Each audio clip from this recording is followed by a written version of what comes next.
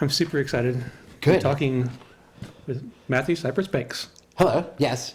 Thanks for being on our podcast. Of course. Yes. And we're here at the Pollard Theatre in the green room.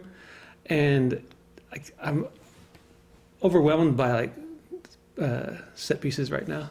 There's cool stuff all over the room. Our props. Yes. Yeah, but it's weird stuff. This is yes. exciting. We've got some dummies, faceless dummies, life preservers. Do you want to swing around and look at them? Yes. Can we? Sure. Okay, good. Why not? We've got some dummies, which I can't give away how they're used, Right. but it's real funny. Yeah. We've got some walkie-talkies, circa 1970, Oh, nice. whatever. Yes. With I wanted those so bad when I was we 7 did years too, old. right? Uh-huh. Me too. A tab can, current, because you can't find them anymore with the pull-off top Right. anymore, right? And just some oars, all this stuff. I just it's all real funny, so I can't give Okay. it away. Okay. But here's gonna look at our show. Here's a shark. I don't think we're using him, but we've got one just in case. It adds to the atmosphere. Of Yes. The disaster green room. So we're talking about the show Disaster. Yes. Exclamation point. Do you have to when you say the name of the show? Do you have to Disaster. Right. Yes. Sure. Okay. How long did it take? So how long have rehearsals been happening? Rehearsals have been happening for 3 weeks. Okay. We lost some time with weather, whether it's Right. rain or flooding or threat of that without fruition. Yeah. But life has been complicated in Oklahoma it has. with all the weather. But about 3 weeks, we've got another week, and then we start tech on Saturday. And tech means we finally bring all the props in. We start working on a more completed set. We've got focusing lights, and that takes 3 or 4 days. Cool. To do that. And that's just with the actors. And in the evenings during the day, I'll be here with Jerome and we'll set those together so it's a little more smooth for once the actors hop in. So there's a lot of stuff that happens beyond just a normal rehearsal time for a show like this, for any show. I think what it is it's more than the audience realizes is happening. Oh yeah. So that, all these days that we got actors who have been rehearsing the show for 3 weeks who are able to run the show now have to sit around and wait or stand around and wait while we make sure that this light is perfectly on them. Things might have to change a little bit. So there's a whole week of rehearsal process that so much of the audience isn't necessarily privy to or think about or sometimes even understand. Yeah. Yeah. So through the rehearsal process, how long did it take before somebody made the joke? When something went wrong, oh, what a disaster. Oh. Was that We haven't quite gotten there yet. Okay. But I imagine I'll give it another day. Okay. Cool. And I imagine that'll probably happen. Cool. So this show falls within the genre of jukebox musical. Is that the I would the call term? it that. Okay, Absolutely. cool. Which means what exactly? Jukebox musical is a show that it's a new story, it's a new script, but using previously published songs. So, for example, Mamma Mia is a jukebox musical. Beehive, that they just did here at the Pollard, is considered that might be considered a review because I don't know how much of a plot there is to Beehive. But since there is a plot to Disaster and since there's a plot to Mamma Mia, and those songs are previously published songs, previously recorded by other artists and plopped into those shows, then it's considered a jukebox musical. Cool. Yeah. In terms of the narrative or story that goes along with Disaster, give us a sense of what people can expect from that story. From the story, I would say it's on the lines of the film Airplane, which was a big spoof on the airplane disaster movies like Airport 79. And it's on those lines, but it's taking all those disaster movies, anything that has to do with sharks or piranhas or fire or we don't have any bugs. What a letdown. Not Titanic. Poseidon Adventure. Yeah. Yes. Put all those together and mash it into one giant disaster film. God, I grew up on all those movies. So good, right? Yeah, like my dad forced me to watch them, but like I willingly watched it because they were awesome. Because they're terrific. The Towering Inferno and Poseidon Adventure was one of those like you either it was a loved little it- more serious, right? Yeah, and it was kind of like that. There's a like, it's really, it can mess you up a little bit just because they're like the upside down boat and everyone's on Right. the verge of drowning the entire time. Yes. And so yeah, if you have like a certain phobia for a certain thing, those movies can be a little bit. they'll get you. So it's an homage to all those disaster. Absolutely. you know. And if you've seen any of them or even seen spoofs of them, you'll enjoy this. And if you enjoy 70s disco music, you'll enjoy this. Right on. Cool. Yeah. Like there's like one description that I saw online that was like I was reading it and I cackled while reading it. I'm gonna read it because it. Okay. It says. This is like the last line of like the official like disaster paid like Broadway whatever online, and the last sentence says, "As the night turns into day, everyone struggles to survive and quite possibly repair the love that they've lost, or at least escape the killer rats."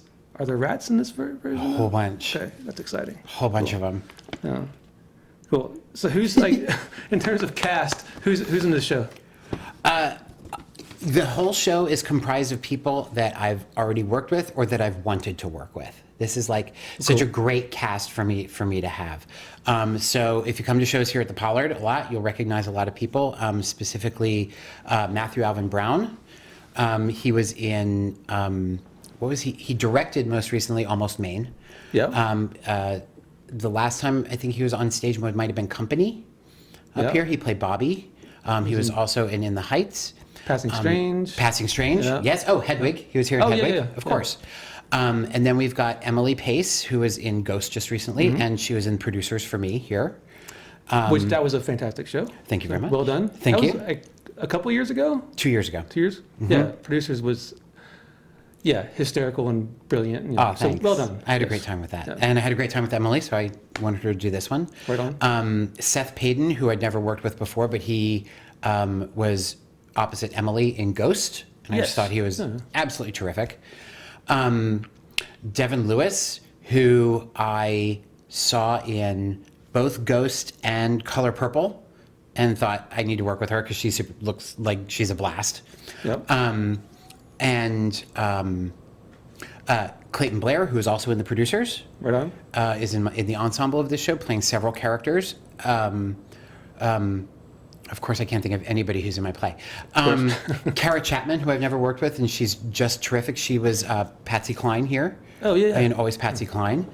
And Erin Heatley, who I'd only seen in productions at the Boom down in Oklahoma City, and playing a child both times. And I thought, hey, why don't you play a child for me? Right on. And because she does it real well, and she's very, very, very funny.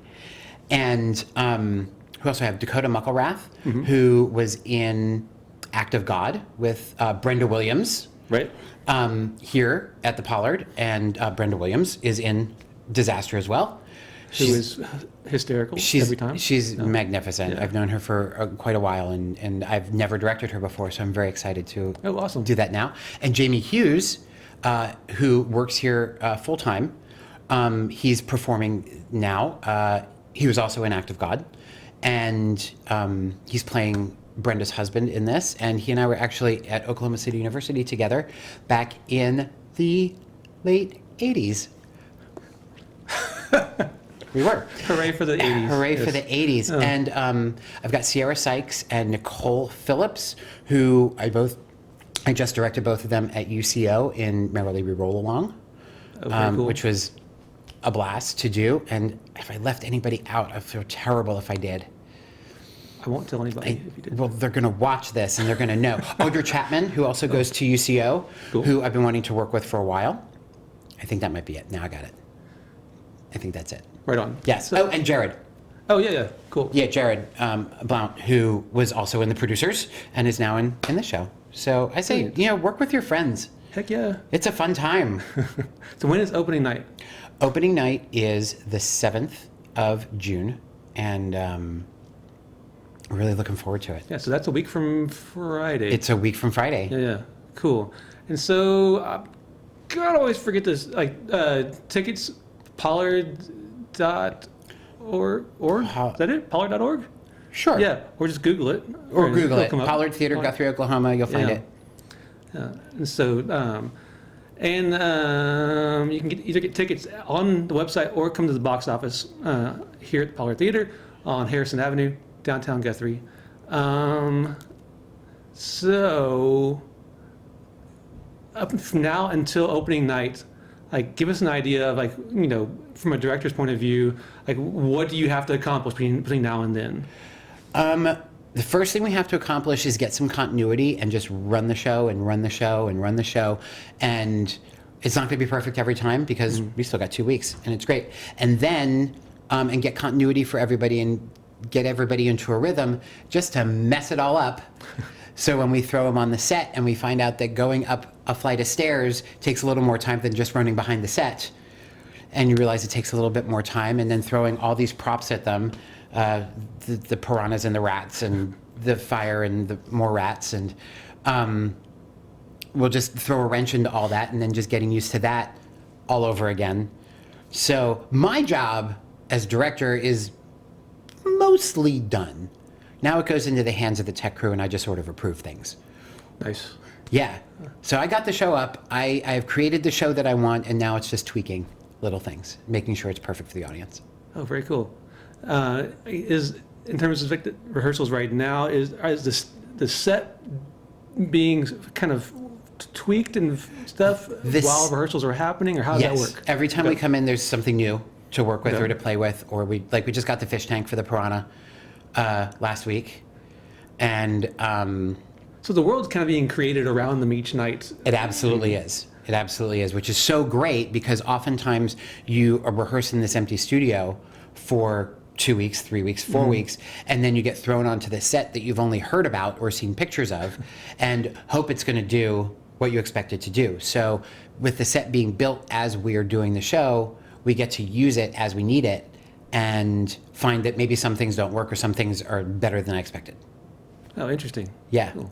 Very cool. Now, and you work at Lyric, I right? do. I'm the company manager at Lyric Theatre of Oklahoma. So what's coming up with Lyric in the near future? We move our season from the Plaza down to the Civic Center for the summer, and we open with Singin' in the Rain